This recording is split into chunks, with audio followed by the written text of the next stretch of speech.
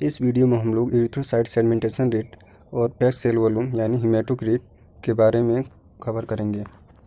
सबसे पहले जानते हैं ESR यानी erythrocyte segmentation rate. Erythrocyte segmentation rate जो होता है, इसका यूज हम लोग प्रेजेंस ऑफ एक्टिव डिजीज को जानने के लिए करते हैं, जो कि किसी भी कारण से हो सकता है। सबसे पहले इसका हम लोग प्रिंसिपल जानते हैं। ESR का आखिर प्रिंसिपल क्या होता है? यह वेल मिक्सड एंटीकोगुलेंट ब्लड को प्लेस किया जाता है वर्टिकल ट्यूब में, तो एरिथ्रोसाइट जो होता है वो फॉल करने लगता है बॉटम ऑफ द ट्यूब या पिपेट में till they form the packed column in the lower part of the tube. मतलब जब तक वो lower part of the tube में एक कॉलम नहीं बना लेता तब तक फॉल करता रहता है। इसके बाद जानते हैं mechanism of ESR।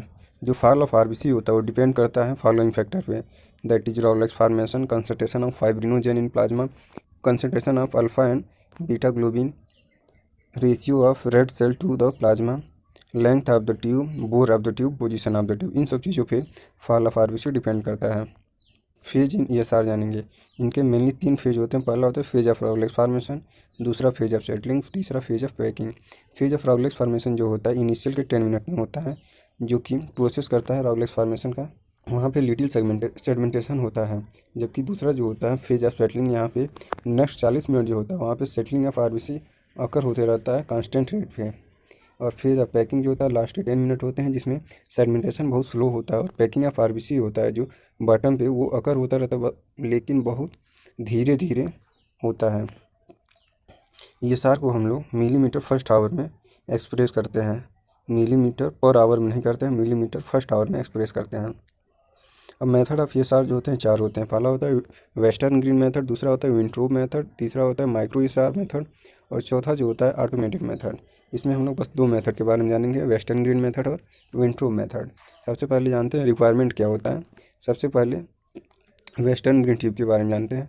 Western green tube में का जो होता है लेंथ होता है 300 मिलीमीटर होता है, जो कि ग्रेजुएटेड होता है 0 से 200 मिलीमीटर। और इसकी इंटरनल डायमीटर होती है 2.5 मिलीमीटर होती है और इसका दोनों एंड ओपन होता है।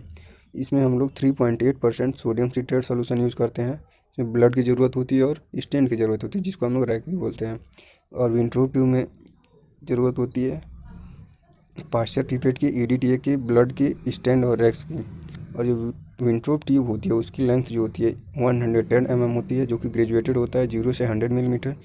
विंट्रोब ट्यूब की इंटरनल डायमीटर होती है 3 मिलीमीटर होती है और इसका एक एंड क्लोज होता है। सबसे पहले जानते हैं वेस्टर्न ग्रीन मेथड के बारे में। सबसे पहले इसका हम लोग प्रोसीजर जानेंगे। जो पेशेंट होता है उसको हम लोग ओवरनाइट फास्ट में बुलाते हैं, इन द मॉर्निंग फास्टिंग, यानी रात में भी फास्ट रहता है, मॉर्निंग में भी फास्ट में बुलाया जाता है। इससे क्या होता है कि जो हैवी प्रोटीन डाइट होता है वो अफेक्ट करता है कंसंट्रेशन ऑफ प्लाज्मा प्रोटीन को, इसलिए पेशेंट को ओवरनाइट फास्टिंग और मॉर्निंग फास्टिंग में बुलाया जाता है।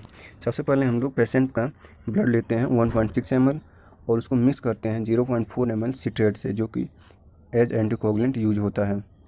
उसके बाद हम लोग पिपेट को फिल करते हैं 0 मार्क तक सिट्रेट ब्लड से। इसके लिए हम लोग यूज़ करते हैं, हेल्प ले लेते हैं रबर टीथ का बाई वैक्यूम फिलिंग, और इसको हम लोग फिक्स कर देते हैं रैक में वर्टिकली अवे फ्रॉम सनलाइट और वाइब्रेशन, मतलब वाइब्रेशन और सनलाइट से दूर। इसको हम लोग फिक्स करते हैं रैक में। उसके बाद इसको हम लोग छोड़ देते हैं 1 घंटा के लिए। अगर 1 घंटा जब कंप्लीट हो जाता है तो वहाँ पे हम लोग इसको रीडिंग के लिए ले जाते हैं। जो नॉर्मल वैल्यू होती है मेल में जो होती है RBC सेटलिंग की, वो होती है 3 से 5 मिलीमीटर फर्स्ट आवर। फीमेल की जो होती है 4 से 7 मिलीमीटर फर्स्ट आवर। उसके बाद हम लोग जानेंगे विंट्रोब मेथड की। विंट्रोब मेथड में सबसे पहले हम लोग प्रोसीजर जानते हैं।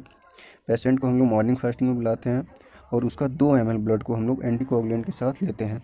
विंट्रोब ट्यूब को हम लोग 0 मार्क तक एंटीकोगुलेंट ब्लड से फिल करते हैं, जिसके लिए हम लोग हेल्प लेते हैं पाश्चर पिपेट का, जो कि लॉन्ग स्टेम होता है जिसके पास, और वो ट्यूब को फ्री ऑफ एयर बबल से फिल करता है, मतलब उसमें एयर बबल नहीं जाते हैं। उसके बाद हम ट्यूब को प्लेस कर देते हैं वर्टिकली स्टैंड में। उसके बाद हम लोग ESR को नोट करते हैं 1 आवर के बाद। नॉर्मल वैल्यू जो होती है विंट्रोब मेथड से मेल में होती है 0 to 7 mm फर्स्ट आवर में और फीमेल में होती है 0 to 15 mm फर्स्ट आवर में। उसके बाद हम लोग जानेंगे PCV के बारे में, यानी PCV का फुल फॉर्म होता है पैक्ड सेल वॉल्यूम, जिसको हम लोग हेमेटोक्रिट के भी नाम से जानते हैं। पैक्ड सेल वॉल्यूम यानी PCV या हेमेटोक्रिट HCT का फुल फॉर्म होता है हेमेटोक्रिट, जिसको हम लोग डिफाइन करते हैं ratio of volume of RBC, मतलब RBC के वॉल्यूम से होल ब्लड का जो वॉल्यूम का रेशियो होता है उसको पैक्ड सेल वॉल्यूम बोलते हैं। पीसीबी क्या होता है, आरबीसी का वॉल्यूम और होल ब्लड का वॉल्यूम के परसेंटेज को ही हम लोग पैक्ड सेल वॉल्यूम यानी पीसीवी या एचसीटी हिमेटोक्रीट जानते हैं। इसका मेथड ऑफ एस्टिमेशन क्या है, पीसीवी का पहला है मैक्रो मेथड यानी विंट्रो मेथड, दूसरा है माइक्रो हिमेटोक्रीट मेथड और तीसरा है electronic method.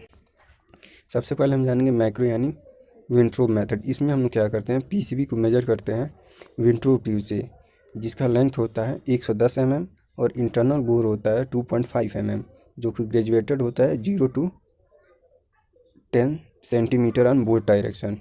PCB by Wintrobe method can be done on the same blood after ESR by the same tube has been done. यानी पीसीबी को हम लोग जिससे ईएसआर हुआ है, विंट्रोप ट्यूब से जो ईएसआर हुआ है उसके बाद हम लोग सेम ट्यूब से ही और सेम ब्लड से ही हम लोग पीसीबी कर सकते हैं। इसका प्रोसीजर क्या होता है, प्रोसीजर के बारे में जानते हैं। सबसे पहले हम लोग विंट्रोप ट्यूब को अप टू मार्क 10 तक फिल करते हैं with well mixed anticoagulant blood, यानी यूरिटिया जो होता है उससे मिक्स हुआ ब्लड को हम लोग 10 मार्क तक यानी 10 मार्क तक फिल करते हैं विंट्रोप ट्यूब को। और जो पास्चर पिपेट होता है वो फ्री करता है एयर बबल को। उसके बाद हम लोग सेंट्रीफ्यूज करते हैं ट्यूब को 2000 से 2300 आरपीएम फॉर 30 मिनट, ग्राम नहीं होगा आरपीएम होगा, रोटेशन पर मिनट। उसके बाद हम लोग आफ्टर सेंट्रीफ्यूगेशन, जब सेंट्रीफ्यूगेशन हो जाता है तो लेयर को हम लोग नोट करते हैं विंट्रोप ट्यूब में। जैसे सबसे ऊपर वाला जो लेयर होता है वो प्लाज्मा का होता है और उसके नीचे वाला जो होता है थिन वाइट लेयर होता है वो प्लेटलेट का होता है। उसके नीचे जो होता है ग्रेस पिंक लेयर जो होता है वो ल्यूकोसाइट का होता है और सबसे नीचे वाला जो लेयर होता है वो होता है आरबीसी का लेयर। जो जो ग्रे वाइट लेयर है ल्यूकोसाइट का वो इंटरपोज होता है प्लाज्मा के ऊपर और पैक्ड आरबीसी के नीचे, उसको हम लोग बफी कोड बोलते हैं।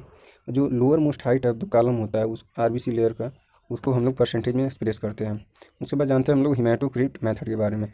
इस मेथड में क्या होता है, कैपिलरी ट्यूब जो होता है 70 मिलीमीटर का, जिसका इंटरनल बोर होता है 1 मिलीमीटर, वो यूज किया जाता है, जो कि ब्लड को लेता है इस स्किन पंक्चर के द्वारा, जिसको हम लोग डायरेक्टली टेक कर सकते हैं हिपरनाइज कैपिलरी ट्यूब से। इसमें प्रोसीजर जो होता है, सबसे पहले हम लोग हिपेरिनाइज कैपिलरी ट्यूब को लेते हैं और उसको फिल करते हैं ब्लड से कैपिलरी एक्शन के द्वारा, जो कि 10 मिलीमीटर तक इनफिल होने के बाद उसको हटा लेते हैं। उसके बाद इम्पटी जो भी एंड होता है उसको हम लोग सील कर देते हैं प्लास्टिक सील से या फिर हीटिंग ऑन द फ्लैम, उसके बाद हीट करते हैं फ्लैम से। अब सेंट्रीफ्यूज करते हैं बीट माइक्रो हिमेटोक्रीट से, सेंट्रीफ्यूज से 10,000 आरपीएम फॉर 5 मिनट। मेजर करते हैं blood column by using a reading device which is usually part of centrifuge. अब ब्लड कॉलम को हम लोग रीड करते हैं डिवाइस से, जो कि यूजली सेंट्रीफ्यूज का पार्ट होता है। नॉर्मल वैल्यू जो होती है हिमेटोक्रीट यानी पीसीबी की, वो मेल में होती है 40 से 54% और फीमेल में होती है 37 से 47%। Thank you.